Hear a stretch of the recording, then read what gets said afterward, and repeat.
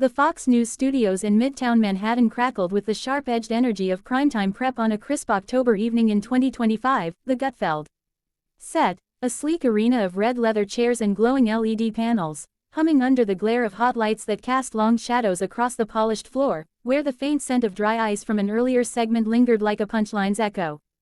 Greg Gutfeld, the sardonic host with his trademark tousled hair and a charcoal suit that screamed, "Wry conservative chic," lounged at the anchor desk, scribbling last-minute jabs on his cue cards, his eyes twinkling with the mischievous glint of a man who'd built a career on skewering sacred cows. The live audience, a rowdy congregation of Fox faithful, blue-collar dads in MAGA caps, suburban moms clutching wine glasses, and a smattering of irony-loving millennials, roared as the theme music thumped, the air electric with the promise of unfiltered snark. Tonight's lineup was a ratings bonanza. Alongside comedian Kat Timpf, perched with her signature smirk and a notebook of zingers, and burly Tyrus, nursing a mock cigar with his wrestler's scowl, sat Prince Harry, the Duke of Sussex, a fish out of water in this den of right-wing ribbing, his athletic frame clad in a crisp navy blazer over a white Oxford, his ginger beard neatly groomed, blue eyes scanning the room with a mix of diplomatic resolve and the wariness of a soldier entering enemy lines.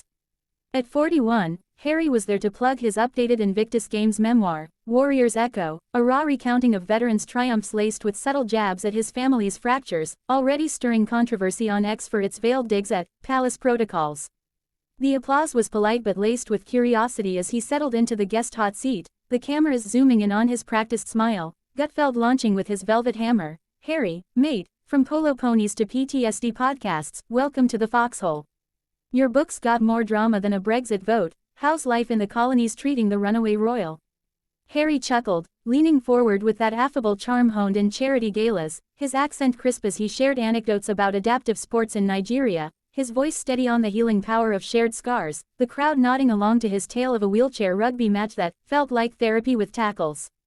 Timpf interjected with a light quip about Meghan's jam jars, "Sweet, but does it pair with crow?" drawing titters, but Gutfeld, sensing the soft underbelly, pivoted with a predatory pivot. "Healing's heroic, Harry, but let's cut the crown polish, spare spilled family tea like it was high tea gone wrong. Regrets on airing the Windsors, dirty laundry, is, echoing more gripes from the ginger grievance gallery." The question landed like a conservative curveball, the audience erupting in hoots, Harry's jaw tightening imperceptibly, fingers drumming his knee as he parried, "Greg, it's not gripes, it's growth. Invictus saves lives, veterans' truths over tabloid tropes." Yet the seed was sown, Gutfeld's grin widening like a shark's, the studio's vibe shifting from banter to barb, producers in the booth exchanging smirks at the spiking meters. This wasn't just late-night laughs, it was a coliseum clash where Gutfeld's gleeful gut punches met Harry's guarded grit, the first ripples of rancor hinting at the rupture that would rocket this episode into viral Valhalla.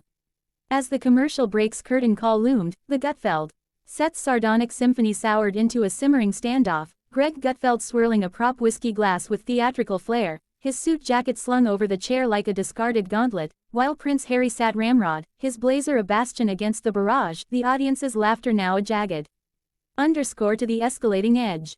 Tyrus lumbered in with a softball. "Yo, Harry, that rugby bit sounds like my old WWE days, tell us more on the grit." Harry nodded gratefully, delving into a vivid vignette of a veteran's comeback from blast wounds, his voice raw with the authenticity of Afghan foxholes, drawing scattered claps and a few misty eyes from the front row. But Gutfeld, undeterred by the detour, snatched the reins with a tablet thrust forward, its screen ablaze with X-memes mocking spares, frostbitten follies, "Grit's great, but let's grind the gears, your book's got more frostbite than a polar plunge." Calling out Camilla as the wicked stepmom. "That's not growth, that's grudge porn for the grievance grift. Admit it, without the royal roast, you're just another expat with a podcast." The zinger zipped like a Zeppelin dart, the crowd howling, "Cats, ouch, that's colder than Montecito fog," hanging in the haze as Harry's eyes narrowed, a vein pulsing at his temple, his retort a restrained rumble, "Grift. Greg, you peddle punchlines on pain. My pain, Diana's death, the press pack that pursued her to Paris. Invictus isn't porn, it's purpose, unlike your primetime potshots." The rebuke boomed, gasps mingling with guffaws, Tyrus shifting uncomfortably, the audience fracturing into factions, Fox diehards cheering Gutfeld's gall, a few sympathetic souls murmuring at Harry's hurt. Gutfeld leaned in, voice dropping to that conspiratorial croon, "Purpose. Please, you're the poster boy for posh pity parties. Fleeing the firm for fame, then whining about woke woes. I lost my mom to cancer, built a career on coping with comedy. Your coping's cashing checks on Charles's checkered past. Harry's hand clenched the armrest, knuckles blanching against his signet ring, his accent sharpening like a bayonet. Coping. You mock my mother's murder for ratings, paparazzi princesses.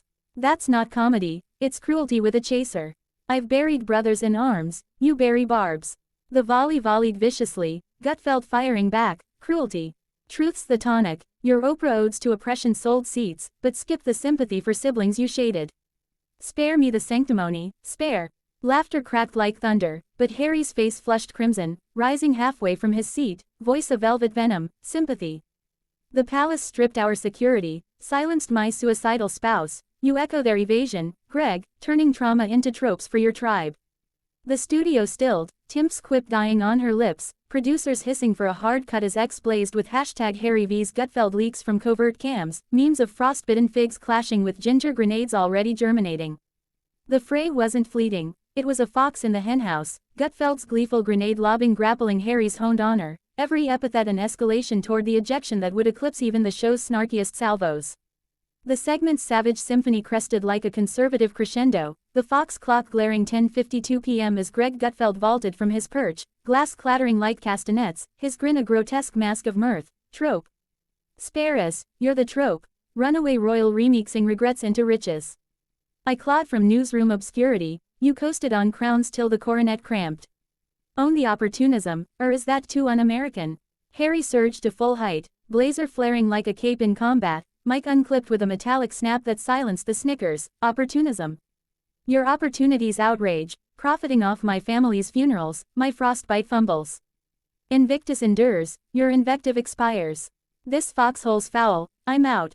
The audience avalanched into anarchy, a blitz of boos and bravos, phones flashing like foxfire as he stormed the wings, boots thudding a defiant drumbeat, his parting parry. A projectile to the lens. America, honor heroes, not hacks. Good night, and goodbye to the gutter. Gutfeld, triumphant in the tumult, bellowed to the breach, goodbye. That's the ginger goodbye, ghost the grill, security, boot the Brit, we've barbs without the baggage. The edict echoed, two suits materializing from the murk-like stagehands in a farce, the crowd's cacophony cresting in, USA. Chants clashing with stray, Harry. Hails as Timp's wide-eyed, well, that escalated, vaporized in the vortex, the feed fracturing to frantic ads for tactical tarps and truth serums. Havoc hurled heavenward. X detonated with hashtag Harry kicked off Gutfeld rocketing to realms rare, rogue reels racking quintillions by midnight, memes of Gutfeld's glasses, shade slinger, skirmishing Harry's hiatus, royal rampage, ravaging radars. Fox's feeds fried under fury floods, Invictus inflows inflating in ire-induced irony, Harry's hanger-bound tweet, a horizon haze, captioned, echoes over echoes, ensnaring empires. Gutfeld, enthroned in the epicenter, extolled to the empty, prime time's punch, truth's the uppercut, troops, his exhalation, at Prince Harry, return for rematch, no hard fox, fomenting feud frenzies from FNC fanatics to ducal defenders. Tabloids from Breitbart to BuzzFeed butchered the brouhaha, ginger ejected, Gutfeld's gut-check glory, dissecting the, kicking, in kinetic keyframes, Meghan's Montecito missive muted, my sentinel stands, palace postscripts preening at, spare spectaculars. Yet yonder the yammer, a yawning yarn yawned. This wasn't network nonsense but a noxious nexus of notoriety's nasty nibble, Gutfeld's gadfly glee gashing Harry's hallowed hardship in a gale of gabble eclipsed by grudge, gallantry gouged for guffaws. Sponsors like survival straps spiked stakes, Gutfeld. Gala ginned, but the gash galled, a galling gazette on Guff's guillotine, kicking not in the kick but the kickback's kick. As Manhattan's marquise mocked the moon, the melee minted a missive, in the lair of late-night lacerations, ejections exalt the ejected, Harry's haughty hike a hymn of heroism over hazing, hailing a huckster-hungry horde to hail hard over the heartless hurrah of humiliation in the hodgepodge of hot-take havens.